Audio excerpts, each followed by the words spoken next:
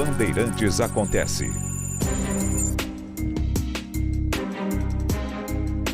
Citamos João Dória e sabemos que há aí um movimento de governadores que inclusive resultou num convite para que o presidente da República se reúna com eles. A ideia, vendida no convite, é acalmar as coisas, inclusive tentar usar essa reunião para fazer com que também sejam reduzidas as tensões, não só entre Bolsonaro e alguns governadores, mas entre Bolsonaro e o Supremo, entre o Supremo e o Bolsonaro.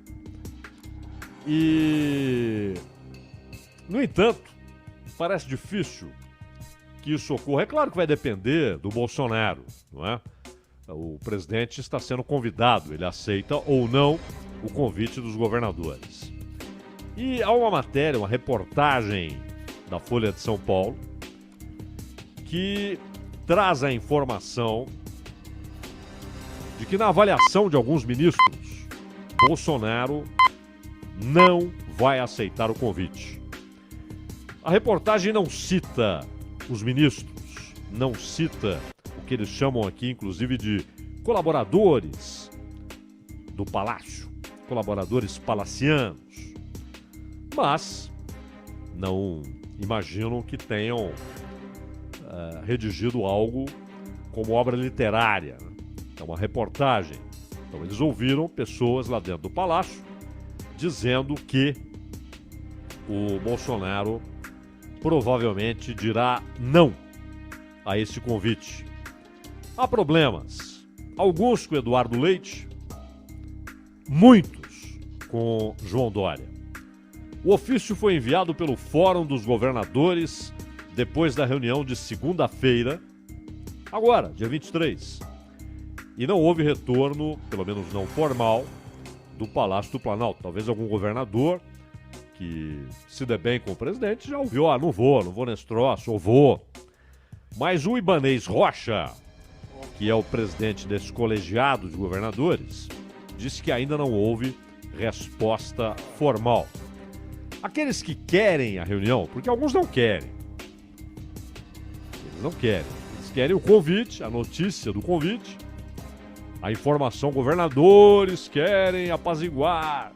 Governadores querem a calma, a estabilidade, mas não querem que a reunião de fato aconteça. Mas os que querem contam, em alguma medida, com Ciro Nogueira, ministro da Casa Civil, para que ele convence o presidente, para que ele convença Bolsonaro, para que ele convença o presidente da República a aceitar essa reunião com os governadores. Mas é claro, o Bolsonaro vai pesar quem ganhará com essa reunião. Quem terá algum ganho político, eleitoral, com essa reunião. Mas há um fato interessante. O governador de Santa Catarina, por exemplo, que já foi aliado, não é mais, e ele quer evitar que os governadores coloquem no papel qualquer menção mais dura, mais pesada em relação ao Jair Bolsonaro. Entendem alguns governadores que, se querem apaziguar, que eles devem evitar críticas, além das razoáveis, ao presidente da República. No entanto, o governador, Carlos Moisés, que nem partido tem, está sem partido, ele disse que não queria uma medida mais enfática. E aí o Dória reagiu. O que nós devemos fazer é defender a democracia, Moisés, e não o silêncio diante das ameaças que estamos sofrendo constantemente. Quando o Dória diz isso, é claro que ele não quer reunião alguma. Aliás, quando houve uma reunião com Dória e outros governadores e o Bolsonaro, foi até remota, né? Virtual. Houve uma discussão entre o presidente e o governador de São Paulo, porque o João Dória disse que o Bolsonaro deveria dar o exemplo ao país. E aí o Bolsonaro disse: não aceitamos essa demagogia barata. Vossa Excelência, falando ao Dória, não é exemplo para ninguém. Senhor governador João Dória, faça a sua parte. Respondeu o Bolsonaro, que ainda questionou o Dória se ele tinha alguma autorização formal, alguma permissão para atuar como porta-voz dos governadores. E isso, aliás, já havia causado alguns atritos, né? Lá atrás, em 2019, o Dória, por exemplo, resolveu palpitar a respeito de uma decisão tomada pelo Zema, governador de Minas, com relação à Polícia Militar de Minas Gerais. E o Dória resolveu fazer uma crítica, tentando dar à crítica um tom de conselho.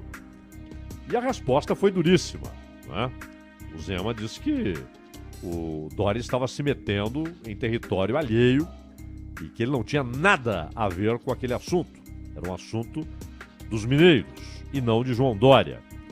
E que ele não era o conselheiro dos governadores, ele não era o líder dos governadores, e que se tentasse assumir essa postura, essa atitude de líder dos governadores, que isso seria refutado pela maioria dos governadores, que não viu em João Dória essa liderança e que nem cabia que um governador assumisse a liderança, até porque os estados têm problemas diferentes, caminhos diferentes, posições políticas diferentes de seus governadores. Então, eles não seriam transformados em plataformas eleitorais de João Dória, que desde 19, assim que assumiu o Palácio dos Bandeirantes, já era candidato notório à presidência da República, não é? Agora ele é oficialmente um pré-candidato, tenta ser o candidato do PSDB, disputará aí a disputa prévia do partido. Então, o próprio tom que o governador de São Paulo deu a esse encontro dos governadores, a linha que ele considerou inevitável de crítica ao presidente da República, é obviamente uma maneira de esvaziar qualquer possibilidade de reunião, não é? E o Bolsonaro, particularmente, acha que tudo isso é uma tentativa de o Dória formar um palanque, não é? Jogar um factoide, porque esse tipo de reunião sabemos que não dará em nada, né? Se o Bolsonaro aceitar e tal, o melhor que pode acontecer é não haver uma discussão como aquela. Mas não haverá apaziguamento, não haverá pacificação nas relações que são bélicas com alguns governadores, particularmente com o João Dória, né? Houve um momento que era com o Dória e com o Witzel. O Witzel foi apeado no cargo e restou o Dória. Com o Eduardo Leite a história é outra.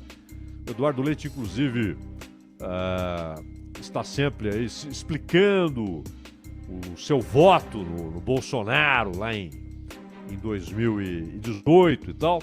Mas o Dória foi muito além de votar, né? Ele fez campanha, ele atrelou sua candidatura ao Bolsonaro e até hoje ele carrega e vai carregar no ano que vem, se for o escolhido do PSDB para ser o candidato, ele vai ter de lidar com a história do Bolsodória, né?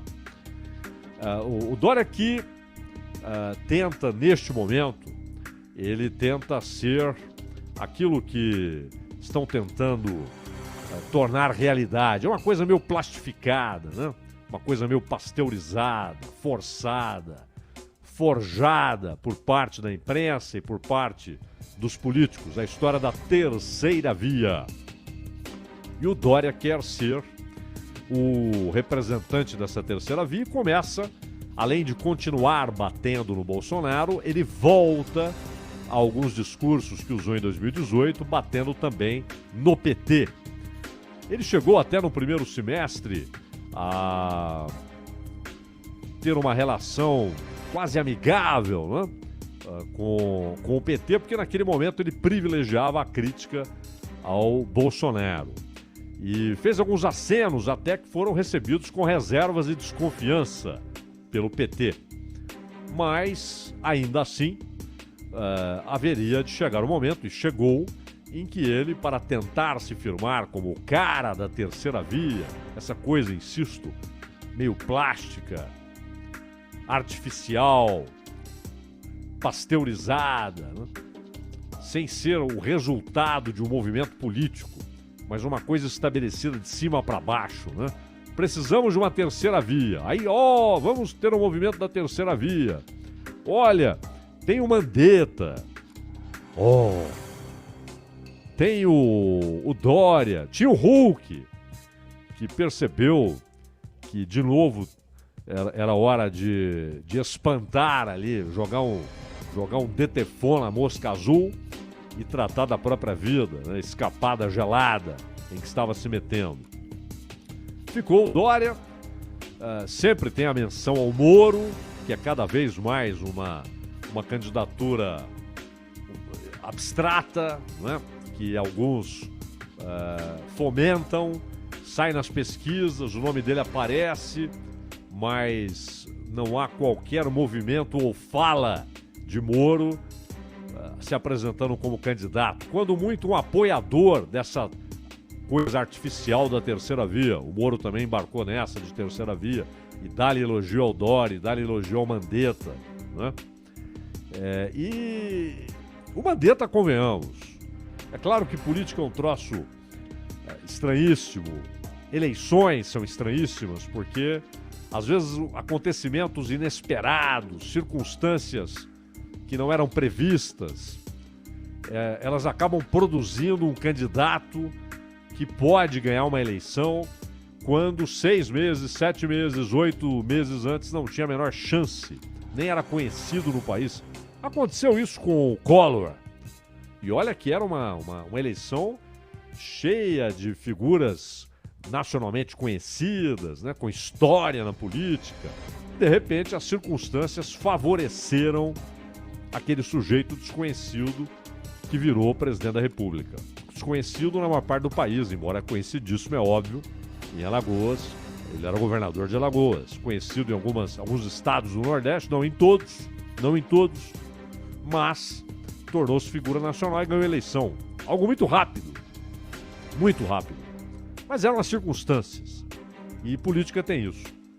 Mas as circunstâncias atuais e a perspectiva do que ocorrerá daqui para frente indicam que o Mandetta, ele, quando muito, se aproveitará dessa exposição para sair aí de novo candidato a deputado federal, renovar o seu mandato, né? Pode tentar o Senado, um governo estadual. Mesmo assim já é difícil, né? O governo estadual parece algo maior do que as possibilidades políticas do Mandetta, sua estatura política, sua história na política, mas pode ser. Então o Dória olhou para um lado, olhou para o outro e falou: sou eu. Tem, claro, Gereissati, Eduardo Leite, a concorrência. Aliás, o Dória chegou a dizer, com base numa notícia que não era verdadeira, que o Gereissati tinha caído fora da disputa. E aí hoje precisou dizer: não, foi uma notícia que eu li e a notícia estava errada, né? Eu me enganei. Ele continua na disputa. Mas sabemos que o Dória tem muita chance de ser o escolhido do PSDB.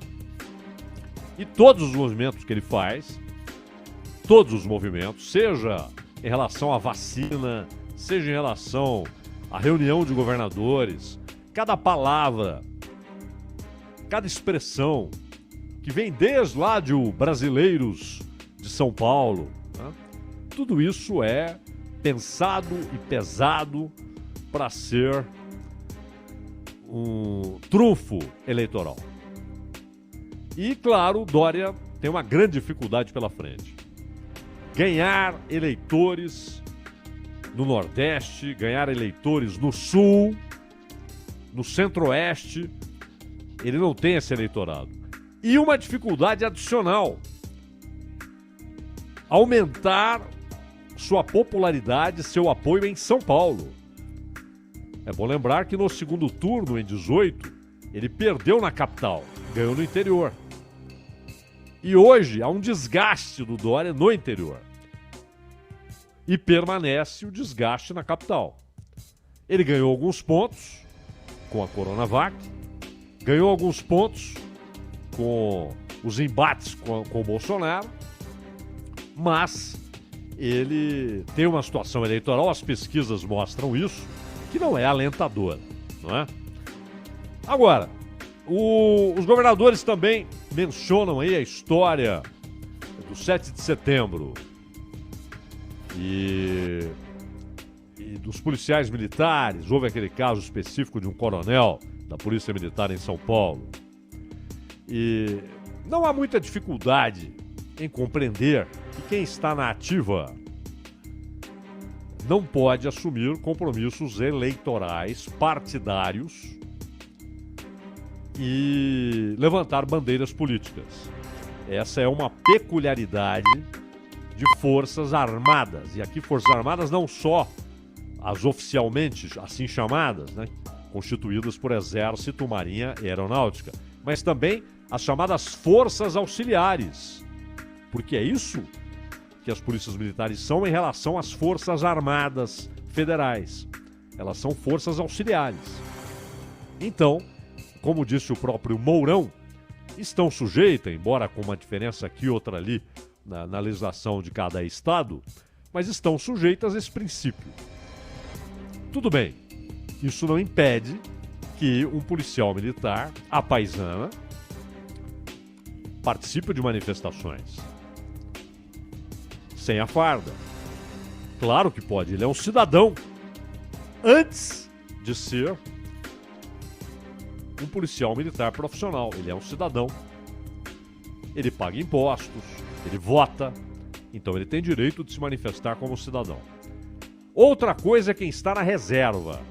Aí você pode ter manifestações claras, inequívocas, de apoio a um político, a um partido, a uma causa.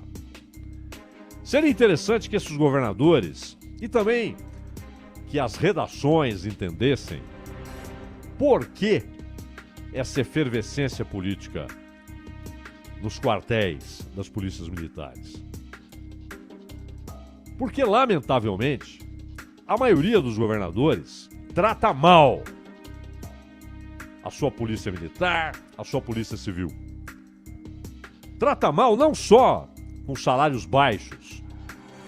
E em São Paulo, isso chama atenção por ser o estado mais rico do país e pagar salários inferiores numa comparação com outros estados.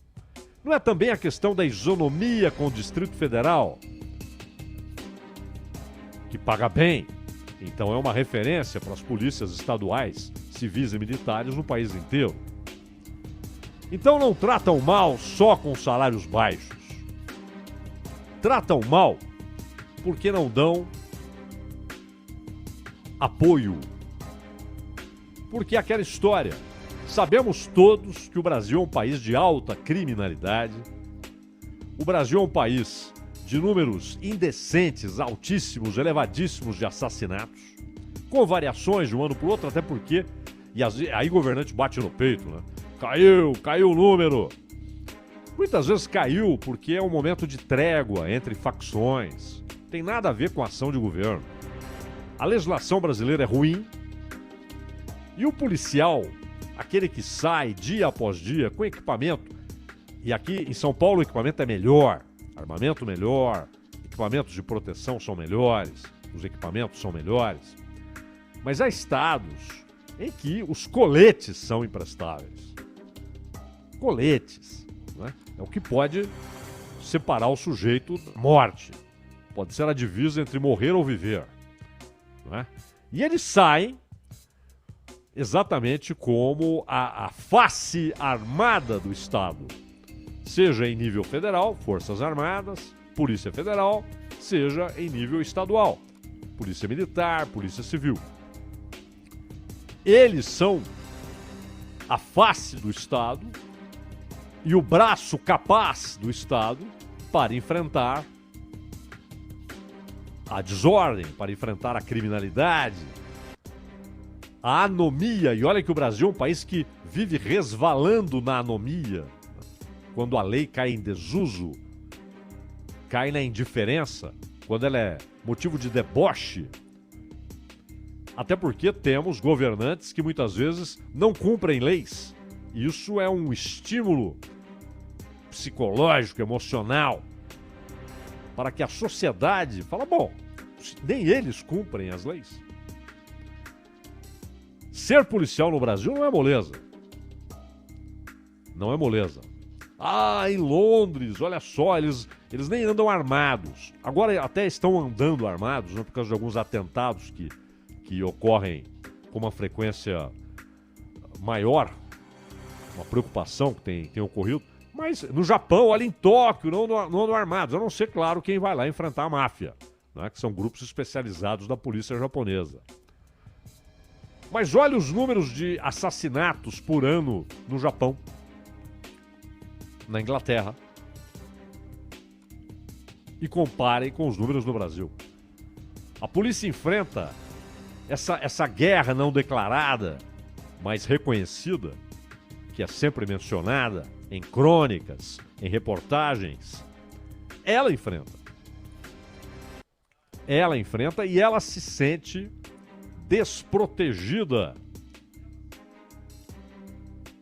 pelo Estado, por aquele que ela representa, por aquele de quem ela é a face armada, o braço capaz de fazer com que a lei seja respeitada. O princípio é uma democracia, um Estado de Direito, estamos todos, do presidente da República ao sujeito que está à margem da margem da margem, estão todos sujeitos à lei.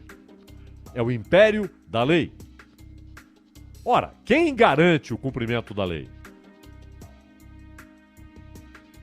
É, obviamente, a punição, a possibilidade de punição se há descumprimento da lei. E quem garante que haverá punição? É o braço armado do Estado. E, no entanto, várias e várias vezes em que ocorre um tiroteio, em que ocorre uma troca de tiros, em que a polícia age, e muitas vezes recebida a bala, e a bala de armamento pesado, há logo depois uma reação sem apurações de condenação a priori da ação policial. Isso virou uma mentalidade, isso levou o Edson Fachin à absurda decisão de proibir a entrada da polícia em algumas regiões do Rio de Janeiro enquanto durar a pandemia. Ou seja, um ministro do Supremo privando uma parte considerável da população do Rio de Janeiro de contar com o Estado, com a proteção do Estado, com a imposição da lei. Mas isso na cabeça do Fachin é defender aquela população. Não é! Mas ele acha que é. Porque ele não conhece, ele não vai lá. E se ele quiser pisar lá, ou ele vai com uma força armada garantindo que ele entrará lá, ou ele pedirá licença e esperará a resposta dos senhores do pedaço, armados até os dentes. E ele sujeita a população daqueles lugares à ausência do Estado, que está ausente de resto historicamente, ao não levar escola, ao não levar posto de saúde, ao não levar assistência social. Mas tudo isso hoje, dadas as circunstâncias, só poderá ser levado se uma força armada garantir que seja levado. Então, é preciso entender por que, na reserva ou mesmo na ativa, os policiais se sentem confrontados pelo Estado que eles defendem. Claro, óbvio, como em todo lugar, como no Congresso Nacional, no Executivo, nos governos estaduais, na Presidência da República, no Judiciário, no setor privado, há corrupção na polícia. Há policiais que se corrompem. Aliás, vários estão presos. Né? É preciso punir qualquer um que pratique corrupção. Não só o policial, né? Os políticos também, cada vez mais soltinhos, cada vez mais sendo compreendidos em suas fraquezas pelo Supremo Tribunal Federal e pela mudança na legislação.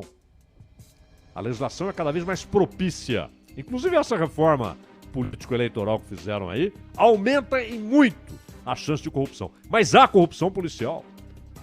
É claro.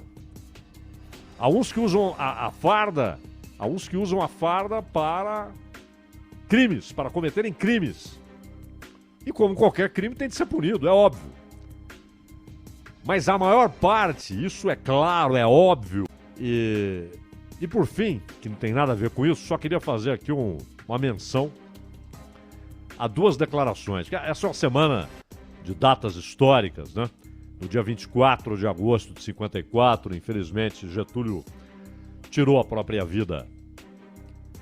E há 60 anos, no dia 25 de agosto, Jânio Quadros renunciou. Até hoje, há efeitos, há consequências da renúncia do Jânio. Hein? Até hoje. Aliás, quem quiser conhecer bem o assunto, você tem aí o professor Nelson Valente, que é um especialista no que foram os anos de Jânio Quadros, não só na presidência, mas no governo do estado, prefeitura, como vereador, como deputado estadual, deputado federal, depois de novo prefeito e tal. Então, uma menção aqui a duas frases. Uma do Lula, que falou que durante um tempo combateu o getulismo, claro que pós-Getúlio, não, Lula não é do tempo do Getúlio, mas as ideias getulistas, mas hoje reconhece o grande valor da política trabalhista do Getúlio. É fato, houve avanços consideráveis, que alguns, aliás, querem revogar. Aliás, alguns, se deixarmos, revogarão a Lei Áurea. Tem gente aí que, se deixar, revoga a Lei Áurea, que dirá a legislação trabalhista do Getúlio. Mas isso não apaga, e vale para o Lula e vale para o Ciro Gomes, que falou que Getúlio foi o maior homem público do Brasil no século XX. Eles precisam ler Memórias do Cárcere. Precisam entender que, paralelamente, há um avanço considerável na legislação trabalhista, em direitos das mulheres, na Previdência. Getúlio, durante um período considerável, foi um ditador que deu piscadelas para o nazifascismo e que entregou uma prisioneira judia, comunista e grávida para Hitler. No mais infame ato do Estado brasileiro. O mais infame ato do Estado brasileiro foi entregar Olga Benário para Hitler. Então, é preciso que considerem um pouco mais os diversos aspectos da história. O que foi positivo em Getúlio, mas também um aspecto bastante sombrio do seu governo, principalmente, claro, não depois que ele foi eleito, mas nos 15 anos em que ele esteve no poder depois de 1930, Ronald. Bandeirantes acontece, faltando 2 minutos para as 4 horas. A gente já volta. Rede Bandeirantes de Rádio.